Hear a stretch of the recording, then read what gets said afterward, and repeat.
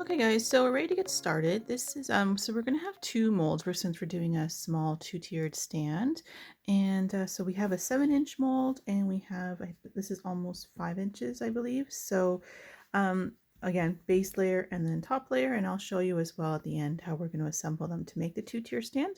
But to get started, the first thing we're going to do is we're going to mix up about this takes about 8 ounces, and then this takes probably anywhere up to 4 ounces, so we'll need 12. So I'm going to actually measure out about 12 ounces of the resin in here, mix it up, and then we'll pour those in and we'll go from there.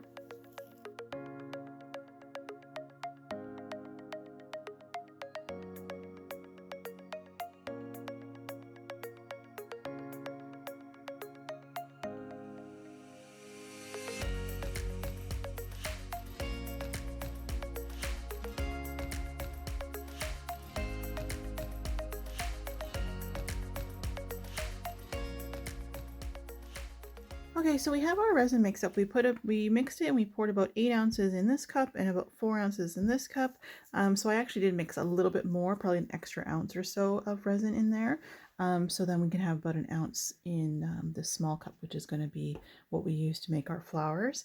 So again, so we just have about 8 and 4, and now I'm going to add a little tiny bit of color. So today I'm going to be using the Meyspring Rose Quartz. And when I say a little, it's like literally just a tiny bit to tint it, to tint the resin, because we want our flower to show. So, but we just want a little tiny bit of color in there as well. So like literally we'll start with this for that big one, and a similar, actually more than that one. So there we go. And we'll mix those, see what color if it's enough.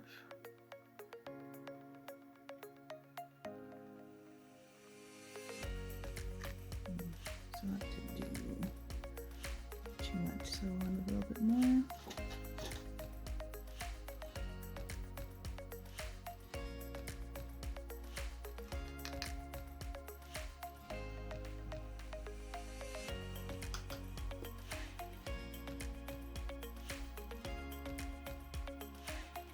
And of course, you guys have heard that you should put in your mica. If you're using mica powder, you should put that in before you do the resin. And I always do it backwards when I'm doing my videos, just so that I can show you guys the steps.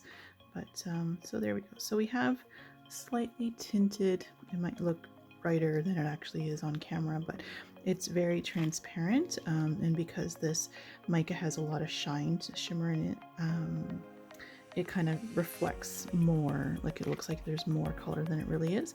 But if you look at the stick, you can see that it's actually quite transparent. So, and this has a little bit of a golden shimmer to it as well. So we mix that in. I don't know if you guys can see the side. So there you go. And we'll do the same with this cup. I think I have to add more to this one. Yeah. So a little bit more. See if we can get a similar color. I mean, obviously you could mix this in one big batch and then you'll have the exact same mix of colors. Again, just for demonstration, I'm showing you in 2 cups, so this way we know that we're mixing up a set for each. Okay, so then there we go. This one started to settle already. I'll show you. Those are pretty similar, looks like. Okay, so what we're going to do is we're just going to pour those into each of these, and then we're going to heat them to get rid of all the bubbles.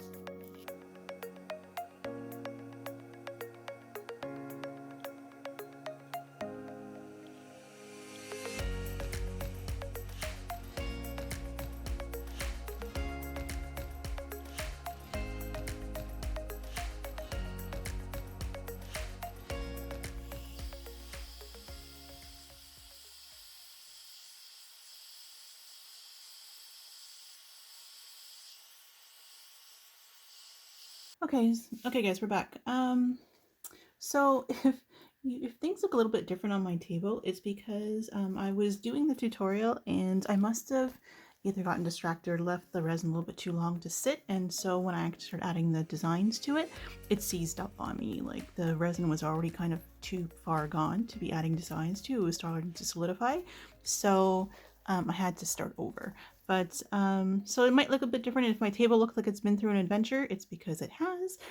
So we're going to go ahead and add this now. So I would say earlier I was saying 10 to 15 minutes. Again, that's going to depend on your resin, but really here I've been waiting about 5. So just in case for some reason, because of the bigger mold, my resin might be setting a little bit faster. I'm not sure, but we're going to go ahead and just add this now. So what we do is we need a very fine tip paintbrush, and if you guys have taken my or viewed my clear flowers tutorial, you'll recognize this technique because pretty much it's the same. So we're going to load up our brush with some of the white pigment, and we're going to make a petal shape. So you'll notice I'm actually sticking the paintbrush right into the resin. So, and we're going to get about 5 or 6 petals here.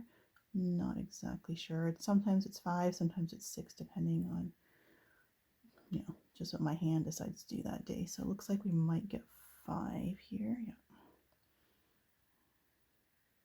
So again, the paintbrush is cutting into the resin and leaving the paint or the pigmented paint behind, resin behind.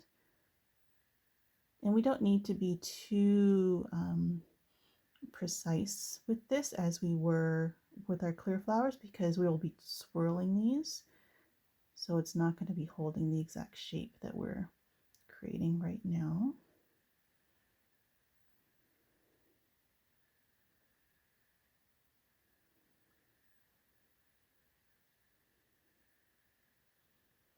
Okay, so, and again, I think the large mold is actually curing faster than the small one, which makes sense because there's more resin inside of it. So we're going to completely do this one first, and then we'll do the small one just in case this one starts to solidify before the small one does. So I'm just adding a couple lines here, trying to move quickly because again, I'm not really sure what's going on today with the resin curing so fast. So so there we go. So we have it like that. And then what I'm going to, oh, sorry, I'm going to add, didn't add a third one on this one here. There we go.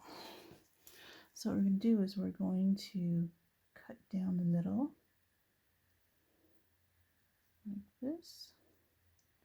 All right, and then what we're going to do is we're going to make almost like a, kind of like an S pattern. So like this, and swirl the middle.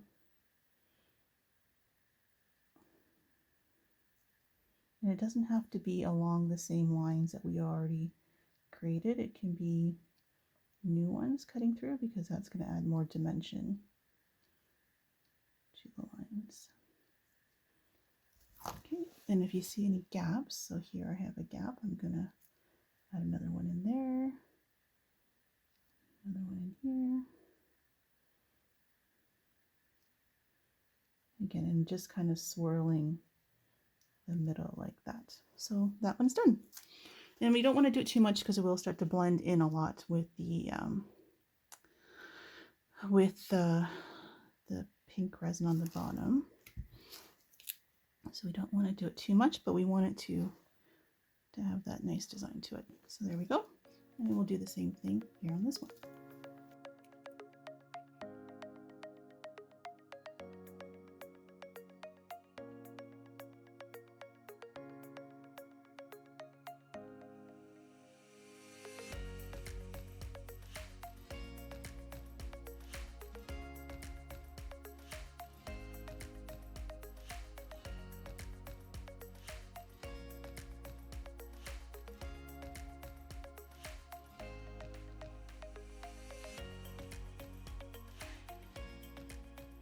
And there we go. So now we have both of our flowers made.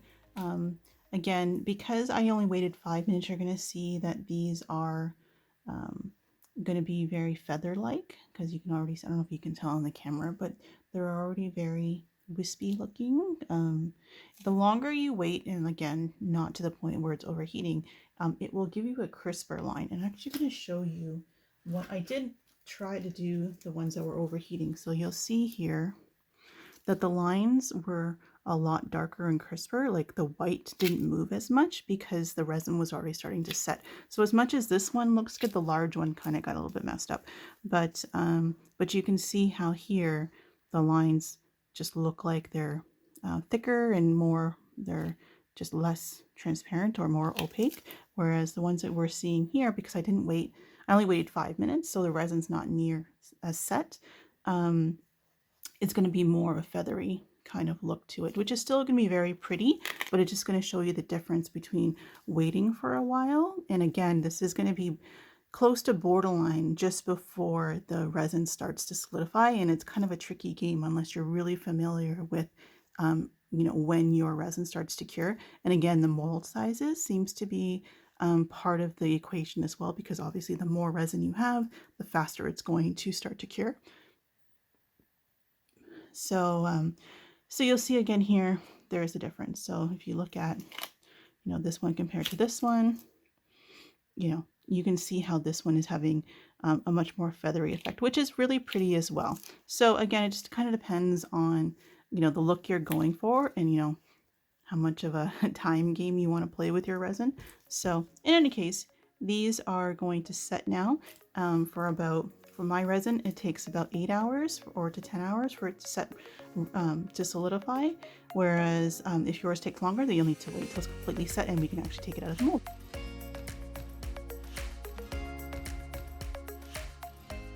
Guys, so I decided to go ahead and unmold all the pieces that I worked on throughout this tutorial, and as you guys know, there was some challenges along the way. So the first set here is the set that I waited about 15 minutes, but is actually maybe closer to 20, so it's just, you know, beyond probably what I should have waited. But to be honest, my resin doesn't normally set that quickly, so I'm not really sure why it was setting faster than normal. Not sure if it's a weather thing, or maybe the room temperature in here or the humidity might be off. I'm not really sure, but for whatever reason, this was setting a little bit faster. This is a set that I re-poured, I showed you guys, and I waited 5 minutes. And then this one over here, I did off camera and I waited about 10 minutes. So you can see the wide range and how temperamental resin can be in terms of, you know, a few minutes difference can make a big effect in terms of how your piece is going to turn out. As you can see in these pieces here, and especially if I turn it over and show you the back, the resin really had started to solidify. So when I ran my paintbrush through, it actually was getting stuck on resin within the mold. So it was pulling chunks of resin. So you can see the distortion there of how the resin was being pulled. And then of course on the flip side, you can see how that area didn't actually look as nice as some of the other areas. And so that was a problem with those. And then on these ones, when I only waited 5 minutes, you can actually see that the look is much softer, which is not necessarily an issue, but it's not giving us, you know, what the look that the design that we were hoping for. So again, nothing wrong with these ones. It's just we weren't getting that swirl pattern. And again, you can even see on the back, the resin was still quite fluid, so it was moving a lot, and it just gave us a much softer, feathery type of, you know, wispy type of look. And then the one where I waited 10 minutes looks like it is the perfect amount of time, at least for what my room was, how my room was affecting the resin on the day that I was pouring these. That 10 minutes seems to be perfect. So 10, maybe 12 minutes, but I think it was closer to 10. And you can see here how, you know, the design still shows on the back, but you can also see that it, you know, created some really nice kind of waves and swirls through here. The other thing you're going to notice is the amount of white that's showing through the pieces here. So on the one where the resin was curing more quickly, because it was curing quickly and because it was thicker, it wasn't giving the white pigmented resin a chance to actually sink down to the bottom. It actually just let it stay up more towards the, you know, the top area that we were actually applying the resin, and it just kind of gives a more softer just kind of more subtle look. Whereas when the resin was more viscous and it was a bit, it wasn't as it wasn't starting to solidify yet, it was allowing the pigmented resin to just sink quickly and start spreading. So you'll see a lot more of the white details in here. And then, of course, on the 10-minute one, we get the perfect kind of balance of, some areas are showing with the white and some areas are staying within. So you're getting that nice kind of mix. So again, the great thing with this, even though it was not intentional, is that now you guys can kind of use it as a gauge or a reference point, so that when you pour yours and you see what you get, you can now look at this and say, oh, okay, mine is closer to this or it's closer to this. And then you'll kind of know if you need to wait longer or maybe less time. So hopefully, with everything that happened, that maybe it's for the benefit of you guys. And I don't mind sharing my failures if it's going to help somebody. So in this case, like I said, I think that, um, the resin was curing a little bit faster than I'm used to. And maybe the next time I go to pour this, I might actually find that, the timing is a little bit off again. I mean, I'm in Canada and we're heading into winter and the temperature is constantly changing here. So all those things can be factors: humidity levels, heat levels, the dryness, there's a million things that can affect resin. And of course, it's frustrating to have to deal with that. But hopefully, you guys are able um, sort out the timing on your resin for this tutorial and figure out, what works best. So in any case, I hope my failures help you guys, and we'll get this assembled. All right, guys, so I went ahead and I added the holes into my piece, into both layers. And I actually got the screw in there. I don't know if you can see, but I've actually kind of made an indent. It's called a countersink, where the screw can actually be set in. So then this way, it's pretty flat. So the piece will sit flat. Another option, if you're not wanting to go through the effort to countersink, you can always just get something like this, which is just like little rubber feet, and then just add those to the bottom of your piece, and then it'll sit up a little bit, and you don't have to worry about the screw. So there's that. So yeah, so there you go. And like I said, if you guys try it, let me know. And if there is, any other questions that you have, and or anything else, and you want to, or show it to me on Instagram, or tag me, and I can promote you guys in my stories, things like that. The same thing applies as always. So go right ahead with that, and good luck. I hope you guys are able to have better luck with it than I did this weekend. All right, thanks guys. Take care. Bye.